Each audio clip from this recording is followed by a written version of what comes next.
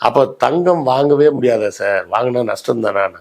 வாங்கலாம். எப்படி வாங்கலான்னா 24 கேரட்டில் வாங்குங்க, வாங்கி நகையாக வச்சுக்கிங்க, தங்கமாக வச்சுக்கிங்க சார். அப்போ போட்டுக்கிறதுக்கு கவரிங்கில் வாங்கி போடுங்க, யாருக்கு தெரிய போகுது? பெரும்பாலும் நிறைய பேர் கவரிங் தான் போட்டு வராங்க இப்போல்லாம், சேஃப்டி அப்படின்னு. சரியா? அப்போது நகையாக நீங்கள் தங்கம் வாங்கும்போது, அதனால தான் பாருங்கள், நீங்கள் ரொம்ப சிம்பிளாக பாருங்கள். ஒரு சிம்பிள் கணக்கு சொன்னேன்.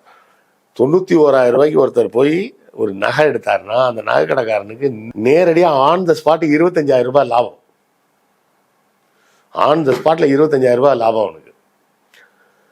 அப்போது நகையை வேறு எப்படி தான் சார் தங்கம் வாங்குறதுனா டிஜிட்டல் கோல்டு வாங்குங்க.